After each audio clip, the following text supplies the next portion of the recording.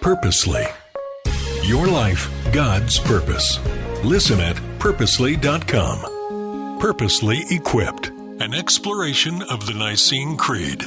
Continuing our look at the Nicene Creed with my pastor, Pastor Barry, and we're up to a point in the Creed, and again, I encourage you to listen to previous episodes where we've been breaking down all the different parts of the Creed and expounding on them.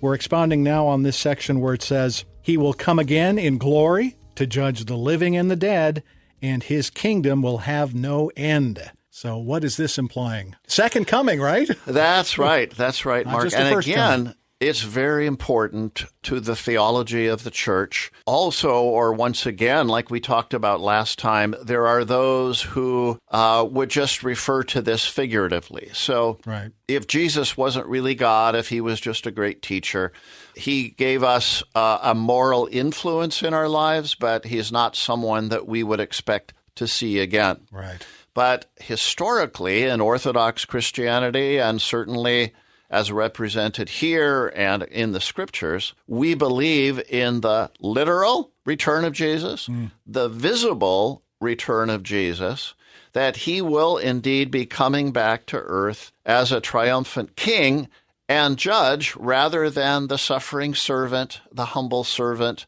that we saw in the initial time on earth. And this is what most Jews were looking for. They were looking for this second coming the first time. They kind of missed the suffering Messiah part, and then that's what caused the schism. But when He comes again, He will be kind of what the original idea was for a messianic figure in Jewish thought. You're exactly right. Yeah. It's kind of the second coming is kind of like what the Jews anticipated the first coming was going to be. When they were in the first century under bondage to the Romans, they were looking for a Messiah who would come and deliver them, a political Messiah who would deliver them from the Roman captivity that they were under. You're absolutely right. Yeah. This is a point at which many people have developed different ideas about what's called eschatology, which is the study of end times. Lots of different ideas there that we won't get into, but definitely, though, in the Creed, the idea that Jesus will come a second time is part of the Creed, and this is something that all Christians can agree on. Yes, that's right, Mark. And there are sort of three classic perspectives. One is called amillennialism, which means Christ will come back at the appropriate time. Postmillennialism means there's 1,000 years. The church, in some sense, is building up to bringing in the kingdom of God.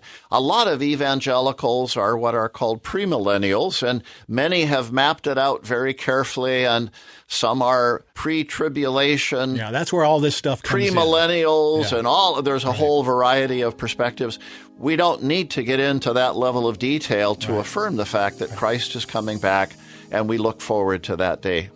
Purposely Equipped, an exploration of the Nicene Creed. To hear this discussion again, or to hear other episodes, visit kcisradio.com/morning devotion or purposely.com.